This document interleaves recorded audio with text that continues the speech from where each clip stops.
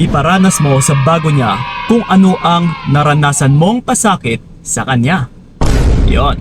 By the way, shoutout sa inyong lahat dyan. Ayun, umabot na tayo ng gabi, which is magandang gabi na rin sa inyong lahat dyan. And magandang araw na rin kung saan kayo naroroon, mga OFWs natin, mga nagagandahang binipini. Yun shoutout sa inyong lahat.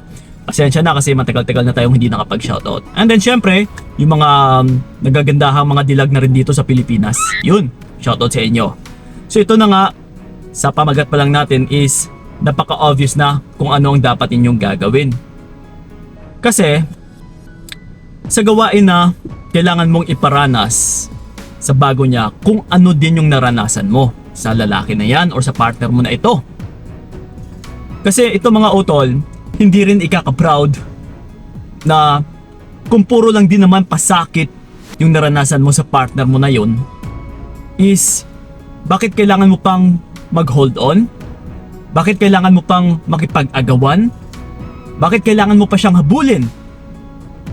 Bakit kailangan mo pang makipag-compete or pagsisolosan kung sino man yung bago niya? Kasi kung puro pasakit, kung puro pagpapahirap lang naman yung binibigay ng partner mo sa'yo, ay no need mo nang ipaglaban which is hindi na rin worth it talaga ipaglaban. So sa pamagat pa lang natin, kailangan mong magparaya utol. Ayun na, nasagot na natin kung anong dapat inyong gagawin para maranasan din ng bago niya kung ano yung naranasan mo sa partner mo. Ibig sabihin utol ay basura na ito, yung lalaki na to, na tinatapon mo na. So ngayon, dinadampot ito ng bago niya.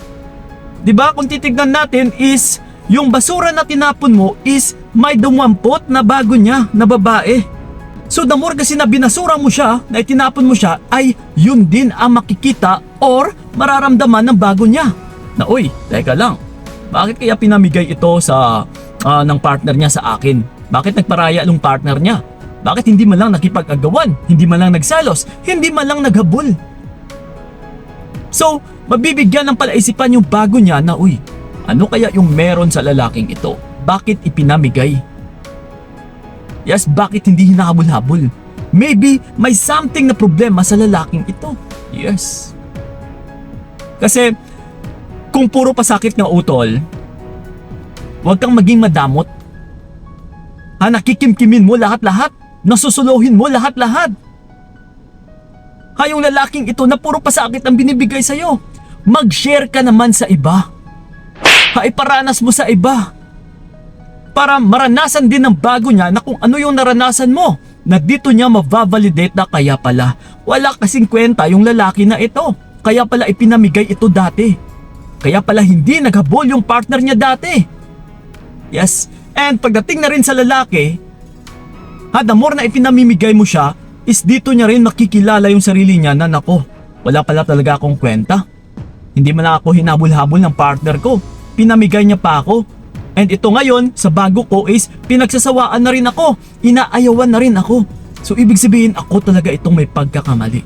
Yes, para ma-realize niya rin yung mga pinaggagawa niyang kalukuhan. Versus, sa kung naghahabol ka pa, yes, nakikipag-agawan ka pa, ay hindi po yan maiisip ng lalaki balang araw. Alam mo kung ano yung maiisip niya? Masyado mo siyang pinapalakas na, uy, ganito pala talaga ako kalakas. Pinag-aagawan ako ng dalawang babae. My God. So ikaw lang din yung nagbibigay ng validation utol na ganun siya kalakas sa pamamagitan ng paghabol mo. That's why kung may mga bago man yung mga partner ninyo, if I were you utol, wag na kayo magdadalawang isip na ipamigay yung partner ninyo. Magparaya kayo. Tandaan ninyo magparaya. Para maranasan din talaga ng bago niya kung ano yung naranasan mong pasakit dati sa kanya. Okay? So yun ang po mga utula, sana'y nakatulong and sana'y malinaw sa inyo yung video na ito. At saka sa mga gusto pala akong makausap one-on-one, PM is the case sa aking FB page na Payong Kaibigan ni Kiko. And don't forget to follow and subscribe my YouTube channel. And sa mga gusto palang magtatanong, doon po tayo sumasagot sa aking YouTube channel. So just comment down below lang po sa ilalim dyan para sagutin natin kung ano may mga katanungan ninyo. Yun lang po, maraming salamat talaga. So ingat kayo. God bless and babu. Hanggang dito na lamang itong nakayanan ko, nakawakan ang naranasan ko, bibitawan para malaman mo anong sayang na pinaglaban ko para lamang